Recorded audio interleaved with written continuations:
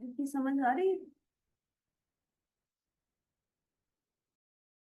Format आपका तो ठीक है, बाकी लोगों को समझ आ रही है कहाँ पर क्या लिखना है? According to the format adjust करते जाए चीजें। सिग्नेचर आएगा इसमें? यस बिल्कुल। सिग्नेचर चाहे हमारा फॉर्मल है, इनफॉर्मल है, individual to business, business to individual, जो भी है सब में एंड पे सिग्नेचर आएगा। सिग्नेचर लिख नाम लिखेंगे? नाम हमने डिस्कस किया था, नाम हम उस सूरत में लिखते हैं अगर हमें गिवन है स्टेटमेंट में, नहीं है तो नहीं लिखेंगे। कैपिटल लेटर में सिग्नेचर लिखते हैं? कैपिटल लेटर में नहीं, सिर्फ फर्स्ट लेटर कैपिटल आएगा, एस। सिग्नेचर की स्पेलिंग लिख देंगे, दैट्स इट। जब हमारे एम्प्लॉयर वगैरह कुछ नहीं होता तो फिर सिग्नेचर पे लेटर एंड हो जाता है।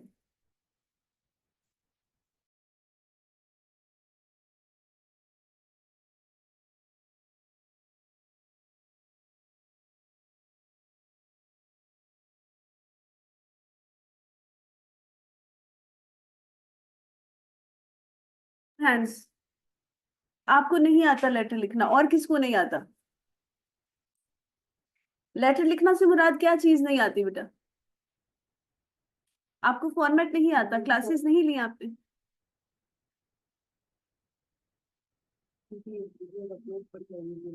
अच्छा, इसमें ये होता है कि जो आपका प्रीवियस लेक्चर हो गया, अगर आपको कोई चीज समझ नहीं आती है, वैसे तो आप एब्सेंट हैं, आप वो लेक्चर ले लें, अगर फिर भी समझ नहीं आ रही, you can ask, you can discuss in the classroom. बाकी जिनको फॉर्मेट आता है उनको कोई प्रॉब्लम हुआ इस लेटर में? क्योंकि हमने बहुत क्लियर वे में डिस्कस कर लिया था कि हमने फॉर्मेट में क्या चीजें लिखनी है, फर्स्ट पैराग्राफ में क्या लिखना है, सेंटर पैराग्राफ में क्या लिखना है, और एंड वाले पैराग्राफ में क्या लिखना है, ऐसा ही है। तो उसके according it was just a practice test, नहीं है आपका, सिर्फ प्रैक्टिस है कि अगर आपके पास फॉर्मेट है और आपके पास कोई और क्वेश्चन आता है तो आप उसको कैसे डील करते हैं। इट्स जस्ट अ प्रैक्टिस, इसको कंप्लीट कर लें फिर हम नेक्स्ट क्वेश्चन पे मूव करते हैं।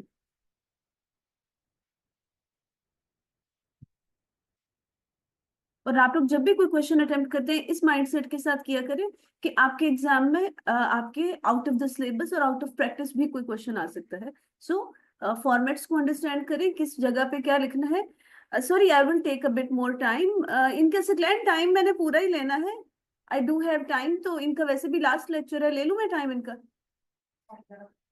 11:30 तक, उसके बाद क्लास है यहाँ। 11:40, तो 11:40 ठीक है। If are you convenient with it?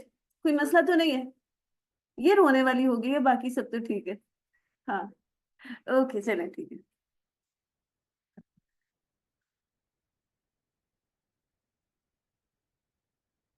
Body paragraph कैसे लिख रहे हैं बेटा? आपका लेटर है that you and your grandfather, यही वाला था।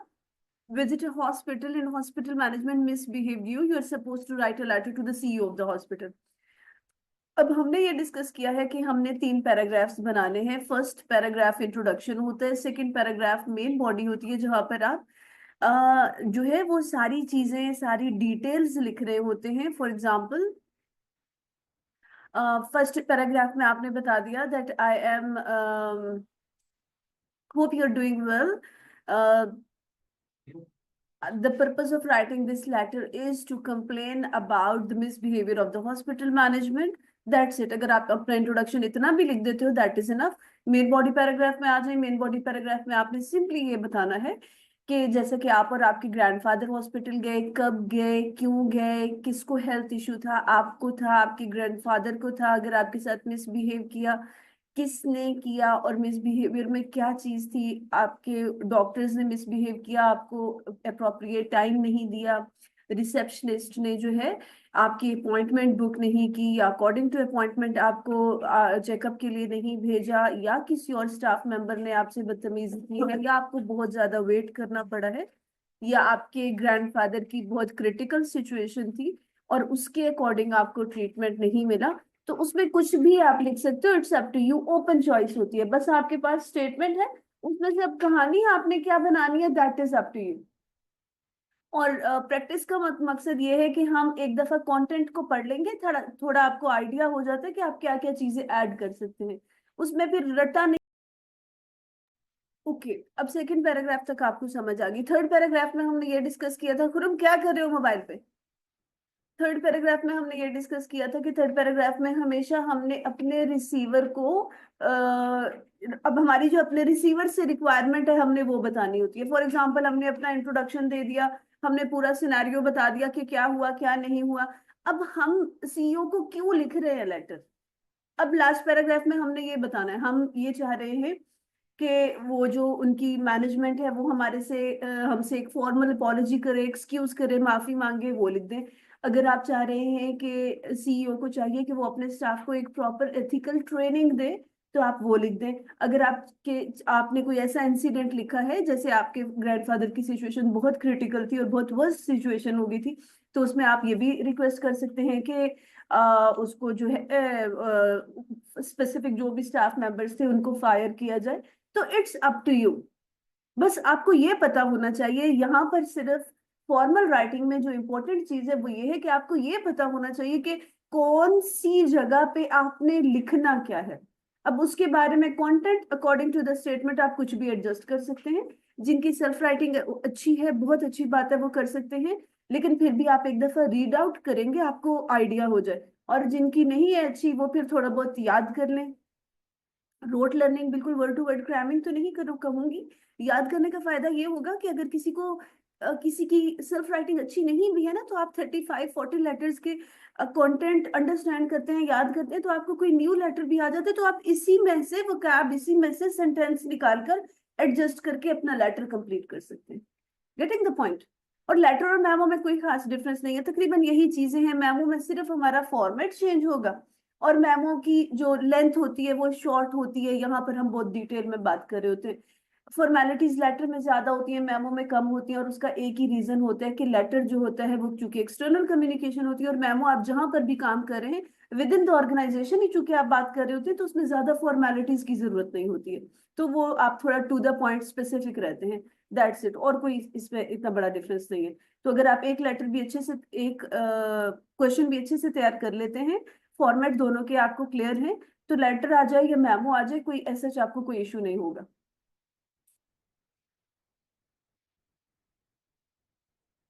लेटर पढ़ के बता दूं? इसमें बेटा आपकी स्क्रीन पे शो हो रहा था letter. Right, you and your grandfather visit a hospital management misbehave you, write a letter to the write a complaint letter to the CEO of the hospital. Sabha, hope you got it. अभी भी अगर कुछ कोई चीज समझ नहीं आ रही है, यू मे डिस्कस। इसमें जो आपसे लेटर लिखवाया गया, this was just for the practice purpose. इसका सोल्यूशन मैं आपके ग्रुप्स में फॉरवर्ड कर देती हूँ, आप रीचेक कर लेंगे कि आपने उसके अकॉर्डिंग अप्रोप्रिएट वे में काम किया या नहीं किया। टेस्ट आपका जब हम क्लास में लेटर्स गो थ्रू कर लेंगे उसके बाद ही लूंगी, सो डोंट वरी।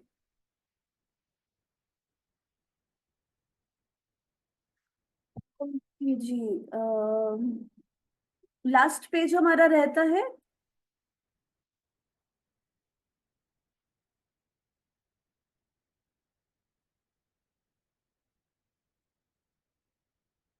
आज इंटेंजिबल सुनाना है मुझे, ऐसा ही है? होप रिवाइज तो आपने कर लिया होगा। मिस्टर कौन कह रहे हो?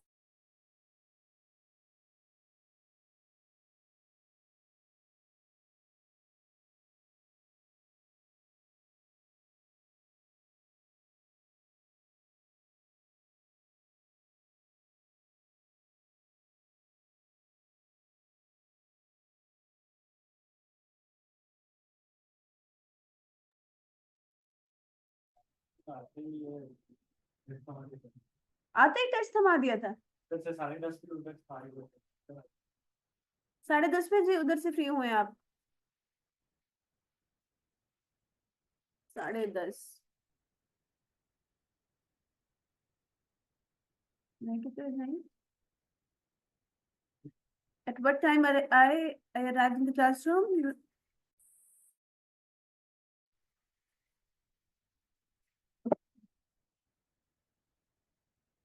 रिवाइज कर ले या आप मुझे सुनाएंगे, फिर हम नेक्स्ट पेज पे मूव करेंगे। और जो याद कर चुके हैं, फॉर योर ओन सेटिस्फेक्शन आप एक दूसरे को सुना सकते हैं।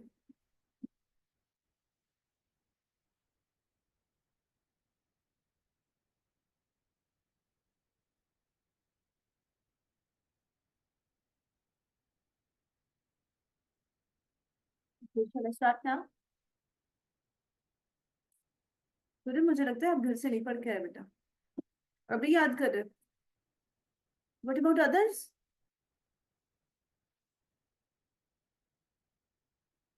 Okay. Mobile should be off now.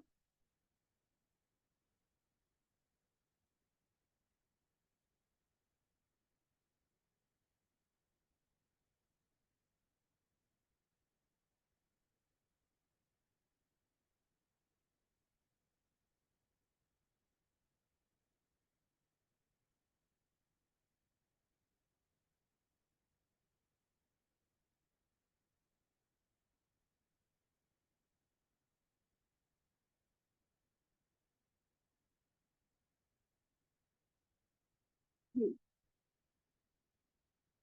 Exquisite.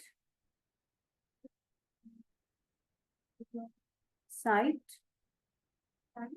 CITE. Good. Circumspect. Good. Worth. Nice. Pilfer. Pilfer. Pilfer. Illicit. Good. Disobey. Hypocritical. Nice. Generous.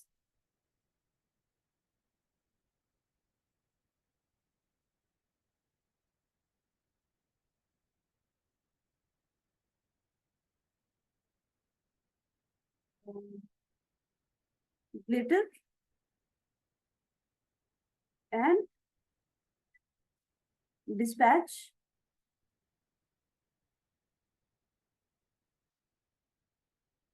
पढ़ के आई या नहीं आई? क्यों? एब्सेंट थी? जब आप एब्सेंट होते हैं कोशिश करें काम पूछ लिया करें, अपने फेलोज के साथ कांटेक्ट में रहे। और ये वाला तो आपको पता है कि जब तक हमारी वो कैब चल रही है नेक्स्ट पेज आपने करके आना है। जी बेटा। डिस्पैच। मंडे के टेस्ट में मार्क्स कम नहीं होने चाहिए। ओके। जिसका जो जो भी रहता है वो कंप्लीट कर लीजिएगा। जी। डिस्पैच। And see, requirement.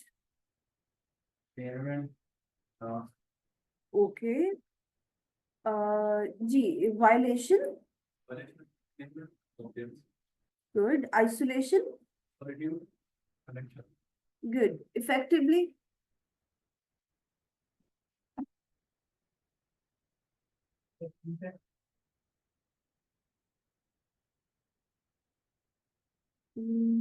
लाउडन। कहाँ से निकाल रहे थे अल्फाज? रिड्यूस।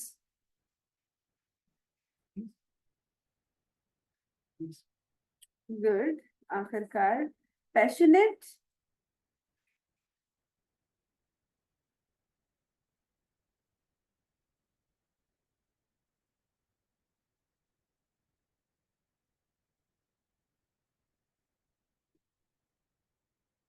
फिर से बोले।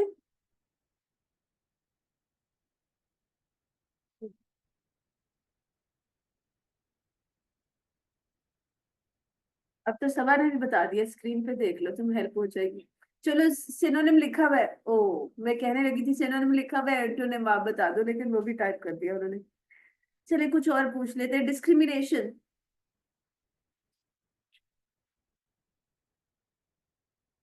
Class, okay. Antonym. Vice and.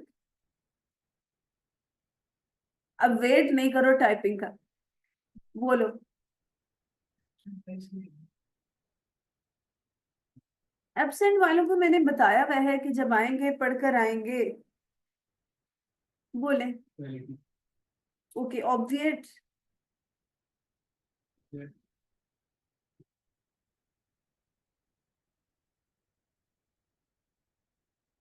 लाइको नहीं पढ़ के आए आज आप? तुम्हें नहीं पता आपकी। बता दे। आप बता रहे हैं लेकिन वो सारे नहीं हो रहे हैं। प्रोनाउंसिएशन डिफरेंट होती है। अच्छा, हम कह सकते हैं रोकना। प्रिवेंट या दूसरा रोकना। Okay fine. Move next page please. The last page is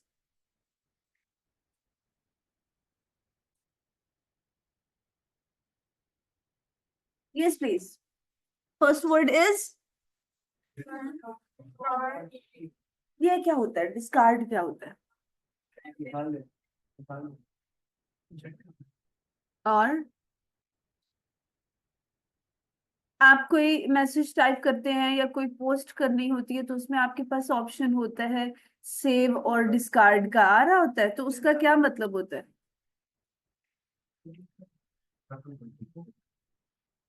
ठीक है, रिमूव करना, डिलीट करना, to let it go, save ना करना, रखना नहीं, और डिस्कार्ड जेटिसन हो गया डिस्कार्ड, और उसका एंटोनिम क्या हो गया? आप डिस्कार्ड नहीं कर रहे, आप उसको रख रहे हैं। ओके, सेव कर रहे हैं। नेक्स्ट इज ठीक है, इकोसिस्टम और एनवायरनमेंट नेचुरल है और artificial man made. Next scarcity, ये तो याद है सबको। नेक्स्ट ये भी पढ़ के आ चुके हैं। फ्रैंक और कैंडिड हो गया। मुखलिस हम कह सकते हैं, और डिसेप्टिव हो गया धोखाबाज। नेक्स्ट एक्सपोज, रिवील, जाहिर करना, शो करना, और conceal, to hide that thing. Next सारे आसान है, ये सब पर पढ़ के आ चुके हैं आप। टेम क्या पढ़ा था हमने? पालतू, ठीक हो गया। डोमेस्टिकेटेड, जो आप घर में रख सकते हैं जिन एनिमल्स को, और उसके ऑपोजिट क्या हो गया? वाइल्ड। गुड। नेक्स्ट अपीलिंग या अट्रैक्टिव क्या होता है? दिलकश, पुरकशिश, ठीक हो गया। तो रिपल्सिव क्या होगा? हैविंग नो अट्रैक्शन, जिसमें कोई कशिश ना हो। ठीक है। Next conceited, arrogant. एरोगेंट क्या होता है? मगरूर। और humble, kind hearted. Good. Next predict क्या है? पेशेंट कोई, और एक एंटीसिपेट आप पढ़ते होंगे, आपके लेटर्स में आप पढ़ेंगे जहां पर आप किसी को कोई रिक्वेस्ट कर रहे हैं तो आप उसकी क्लोजिंग लाइन में कह देते हैं थैंक यू इन एंटीसिपेशन। इसका क्या मतलब हुआ? मतलब आप वो काम करने वाला, मुझे यकीन है इसलिए मैं आपका पहले से ही शुक्रिया अदा कर रहा हूँ, बिफोर हैंड। सो ऑपोजिट क्या होगा? सरप्राइज, जहां पर कोई एंटिसिपेशन नहीं है, कोई प्रिडिक्शन नहीं है, सडनली कुछ हो रहा है, that is surprising thing. Next plausible, believable पढ़ चुके हैं। काबिले यकीन, काबिले फहम, काबिले एतमाद, एंड इम्प्रोबेबल, ना काबिले भरोसा ना काबिले फहम। नेक्स्ट ठीक है, इसमें कोई डिफिकल्टी? नेक्स्ट टाइकून क्या है? मूवीज में शायद आपने नाम सुना होगा ये वर्ड। मतलब बड़ा जो वैसे तो टाइकून कहा जाता है कि जो सबसे बड़ा सबसे पावरफुल बिजनेसमैन होता है, उसके लिए भी आप यूज करते हैं। और दूसरा अगर हम बात करते हैं बिजनेस में, तो जो सबसे हाईएस्ट पोस्ट पे काम कर रहा होता है उसको भी आप टाइकून कह सकते हैं। वेरी और एक्सट्रीमली वेल्दी इंडिविजुअल भी हो सकता है। और जो magnet is have the same meanings, और एम्प्लॉय जो है जो उसके अंडर वर्क कर रहा है, जो इंडिपेंडेंट नहीं है, जो जिसका अपना बिजनेस नहीं है बल्कि वहां पर जॉब कर रहा है, तो एम्प्लॉय हो जाएगा उसके opposite. Next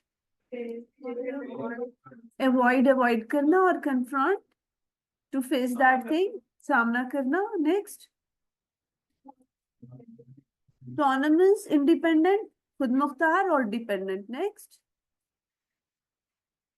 this is also important, reckon, calculate, calculate करना, और disregard, no calculations, no importance, no value, disregard, disrespect के मीनिंग में आ जाता है। नेक्स्ट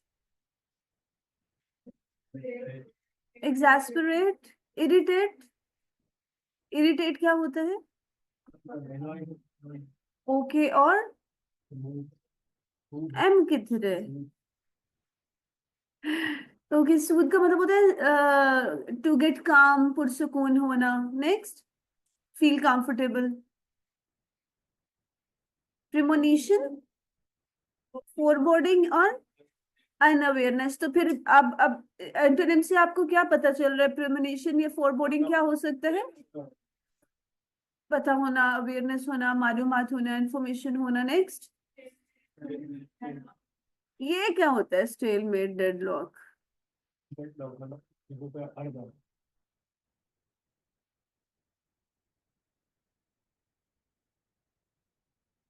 आप सर्च करो डेडलॉक, आप सर्च करो स्टेलमेट। अभी ऑनलाइन वालों का आ गया है, लेकिन मैं ओपन नहीं कर रही, पहले आप कर लें जो बच्चे स्क्रीन पे देख रहे हैं।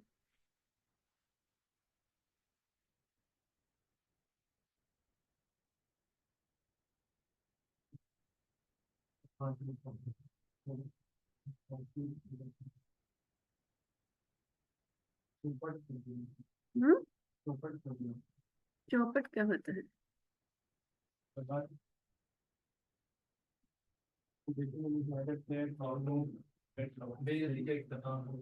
सॉरी। हम्म, ठीक है। Sorry.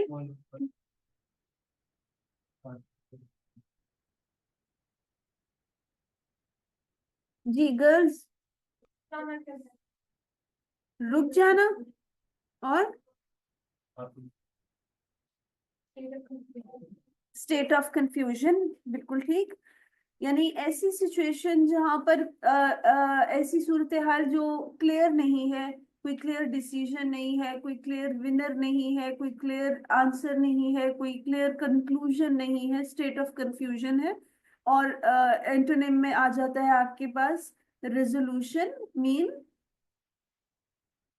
To get resolve those things, एक जो है उसका हल निकल आना, नतीजा निकल आना। Next is stair. ये क्या है भाई?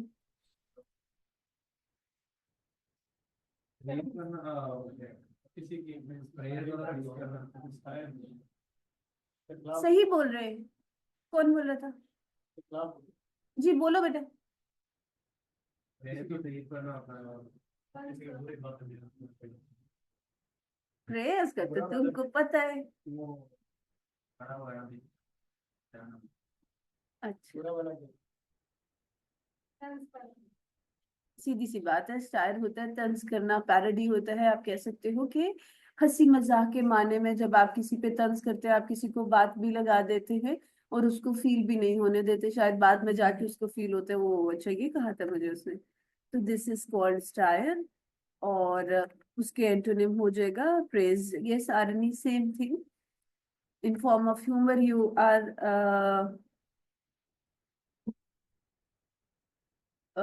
Making satire, are doing satire on any person, उस पे आप तंजन मजाक उड़ाना उस सेंस में भी आ जाता है, प्रेज तारीफ करना। Next is authentic, genuine. ये तो हम पढ़ चुके हैं, ऑथेंटिक, जेन्युइन। और काउंटरफीट क्या होता है? एक आता है कि जो पेपर मनी होती है इसमें काउंटरफीटिंग का बहुत ज्यादा खदशा होता है, डबलिंग, कॉपी कर लेना। जैसे ऑनलाइन में हमें वो नहीं होता, काउंटरफीटिंग का नहीं होता, और सारे कुछ थ्रेड्स हैं। लेकिन जब पेपर मनी हमारे पास होती है तो काउंटरफीटिंग होती है मोस्ट ऑफ द टाइम। एक ले पर्सन के लिए मुश्किल होता है रिकॉग्नाइज करना कि ये ओरिजिनल है या कॉपी है, उसको कहते हैं counterfeiting. Next, critical and complimentary. Critical क्या हो गया?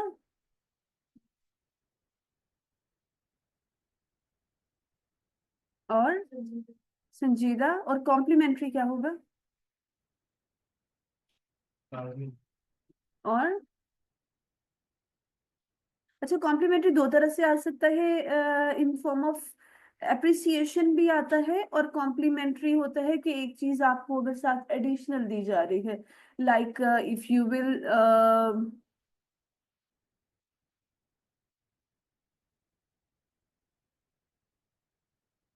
If you will shop here, a gift will be complimentary. तो आपको एडिशनल एक चीज जो प्रोवाइड की जाती है वो भी इसमें ही आ जाता है. Next is destitute. क्या है भाई? गुर्बत, या अब हम कह सकते हैं डेस्टिट्यूट से मुराद होता है पॉवर्टी की भी जो एक्सट्रीम सिचुएशन होगी उसको हम डेस्टिट्यूट कह सकते हैं. और एफ्लुएंट क्या होता है? impoverished या आपके पास आ रहा है affluent. Both have the same meanings. अब इसमें आपने सिर्फ ये याद रखना है जो न्यू वर्ड्स हैं उनको आपने याद करने की जरूरत होगी. Next is intentionally. इंटेंशनली इरादतन, जानबूझकर, और एक्सीडेंटली, अचानक, without any intentions. Next deficit. अच्छा sorry, retrieval, recovery, loss. Recovery का मतलब क्या होता है? रिकवर होना किसी चीज का. Getting the meaning? ठीक है. नेक्स्ट शॉर्टफॉल, कमी, और सरप्लस. नेक्स्ट हाँ, अब लेजी और आइडल तो आपको पता है. इंडस्ट्रियस का मतलब क्या होता है ये आप याद रखेंगे. इंडस्ट्रियस का मतलब होता है हार्ड वर्किंग, मेहनती. नेक्स्ट सेल्डम और रेयर का मतलब हो गया कभी कभार, often. Next succinct, brief, short, to the point. और उधर हमने पढ़ा पहले, यहाँ पर वर्डी आ रहा है और पहले हमने वर्बल्स पढ़ा था. तो वर्डी वर्बल्स दोनों चीजें हैं जिसमें आपके पास एक्सप्लेनेशंस आ रही हैं, डिटेल्स आ रही हैं, इलाबोरेट किया जा रहा है उस चीज को.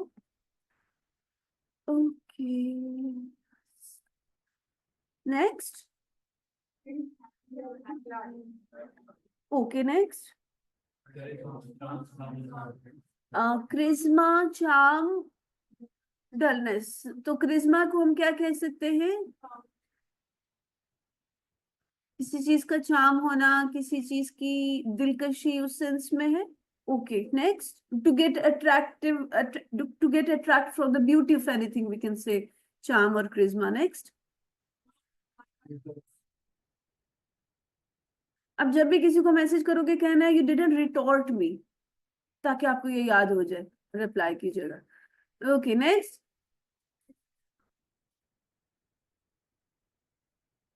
परमिट. इट मीन्स मंजूर शुदा, अलाउ हो जाना कोई चीज. और फॉरबिड क्या मतलब हो गया? रोकना, मना, ममनू. नेक्स्ट हाँ, ब्रेक हो गया थे बिल्ड.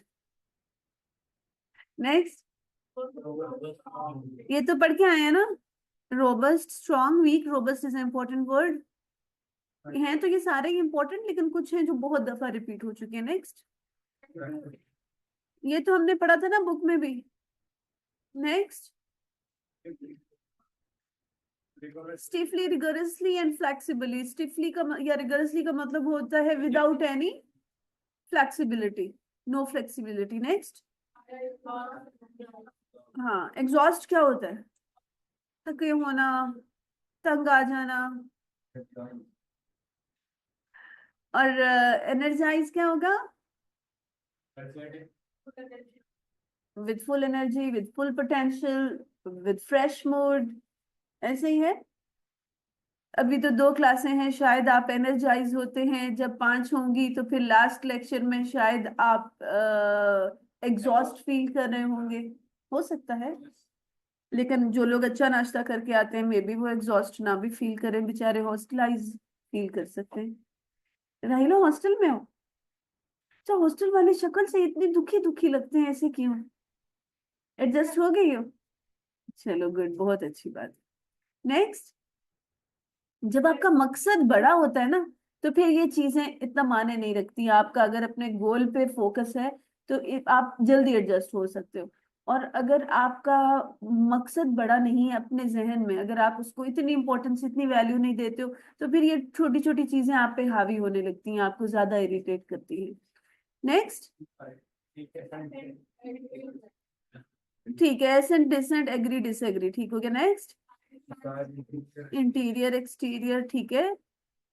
ऑटोनॉमी. ऑटोनॉमी हम आज भी पढ़ा था. इंडिपेंडेंस, ओके, आजादी। और जब आपको कोई कंट्रोल किए हुए तो इट मींस आप इंडिपेंडेंट नहीं हैं। Next, creditable, credible, doubtful. Credible क्या होता है? जिस पर आप एतमाद कर सकते हैं, भरोसा कर सकते हैं। और डाउटफुल है भाई ये शक्की बंदा है, इस पे यकीन नहीं करना। क्या खा रहे हो सुबह सुबह?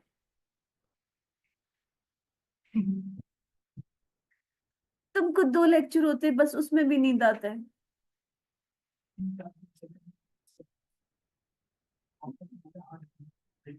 ओ अल्लाह पाक। चलो फिर अलाउ कर देती हूँ।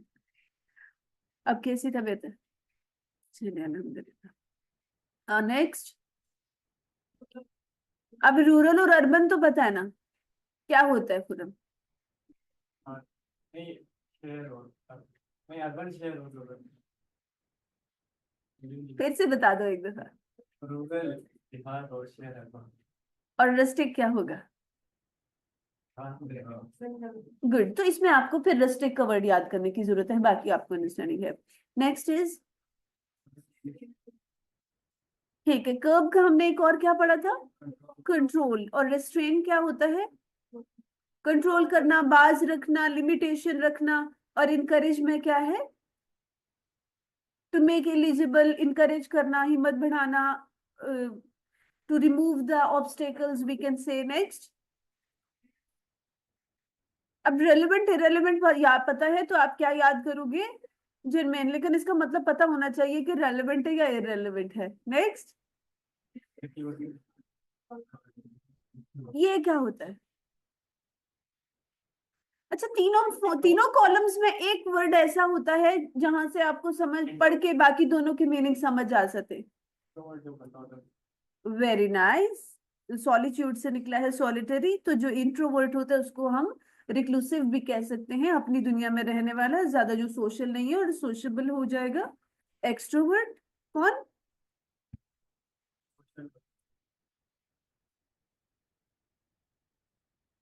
Okay,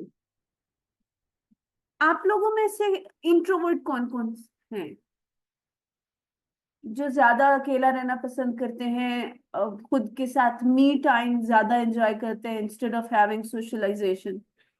you can raise your hands. अच्छा, ये टाइप्स ऑफ पर्सनालिटीज हैं, इसमें कोई अच्छी बुरी बात नहीं है कि जो सोशल होते हैं वही बहुत अच्छे होते हैं। जो इंट्रोवर्ट होते हैं वो ज्यादा क्रिएटिव होते हैं, वो अपने गोल पे मोस्ट ऑफ द टाइम ज्यादा फोकस कर रहे होते हैं। एक तो आप हैं, मुझे आपकी आंखें बता रही हैं, ऐसे ही है।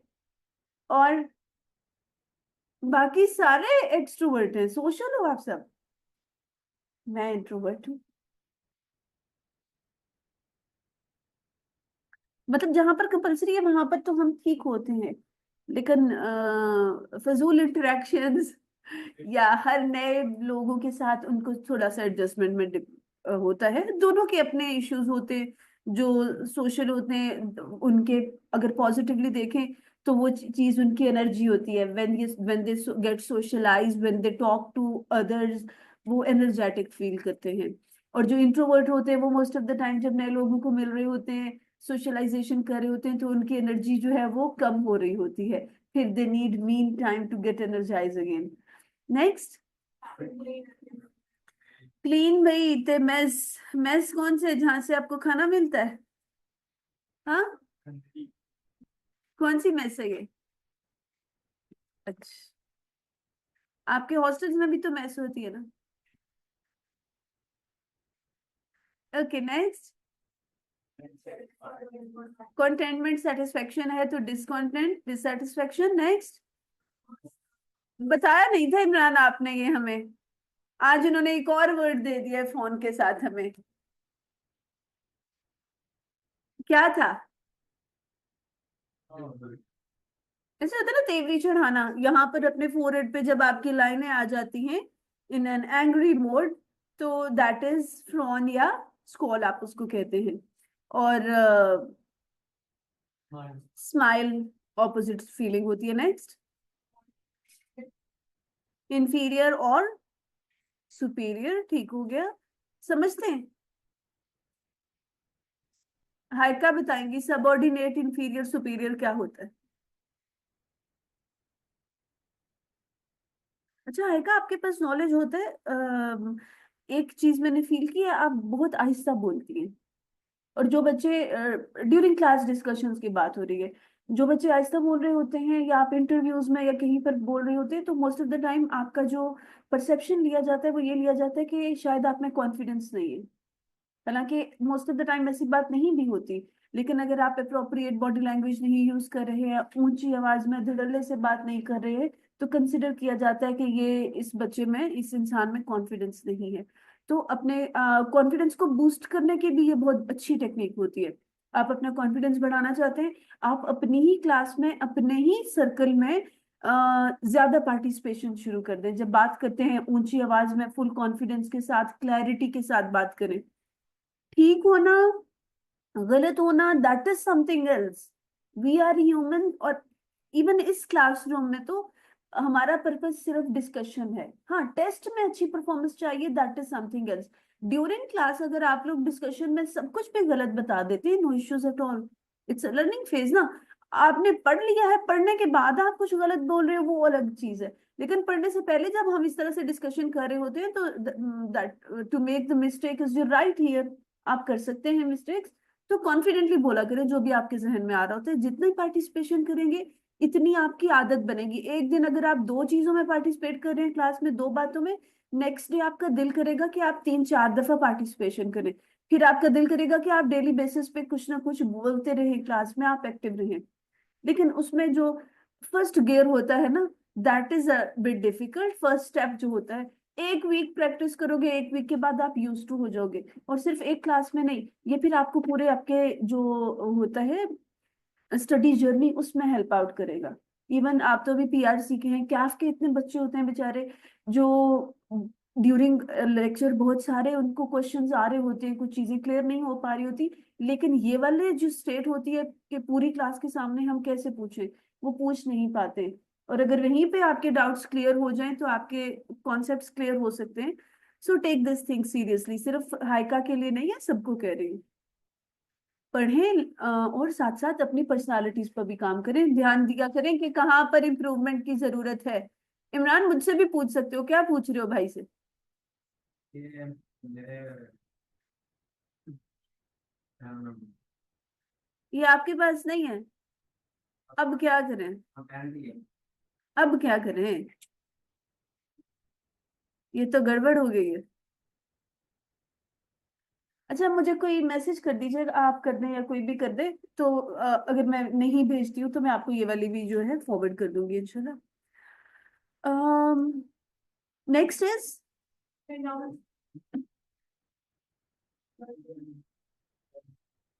ये क्या है। रिनाउंस हमने क्या पढ़ा था, तर्क कर देना, छोड़ देना, ऐसा ही है। ये और ये एम्बैरस है या इम्ब्रेस है। embrace, एम्बैरस क्या होता है, शर्मिंदा होना। और एम्ब्रेस्ड क्या होता है, कबूल करना, to accept that thing. Good. Next, accumulate, share, और आगे आखिर में मॉडेस्ट, हम्बल हो गया, मुहज्जब, काइंड हार्टेड।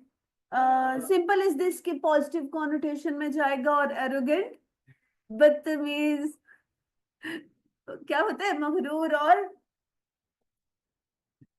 नेगेटिव कॉनोटेशन में जहां मर्जी इसको एडजस्ट कर लो, हम कर सकते हैं। जी, तो आज आपका कंप्लीट हो गया मोस्ट इंपॉर्टेंट वोकैबलरी का पार्ट। इंशाल्लाह we will have a test on Monday. बहुत अच्छे से पढ़कर आइएगा। एक पार्ट आपका क्लियर होना चाहिए, मंडे को इसका टेस्ट होगा, और टेस्ट के बाद फिर हम ईडीएम्स पर बात करेंगे। Is that clear? So if there is any question you may ask please. हाइका ने बैग पकड़ लिया है।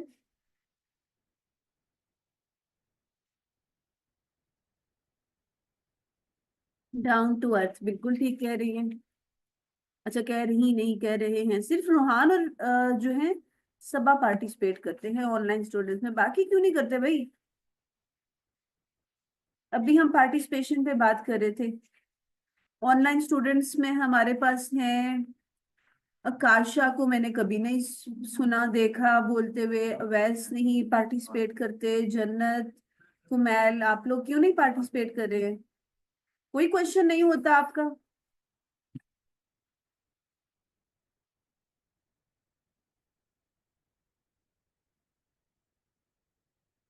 ओके जी, so if there is no question then it's all for today.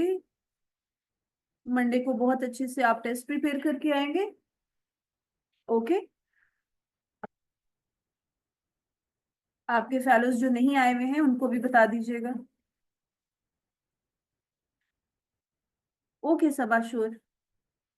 और अगर आपको कुछ चीज मैंने फॉरवर्ड करनी है, शेयर करनी है, if I skip that thing you may text me, you can WhatsApp me, definitely I will.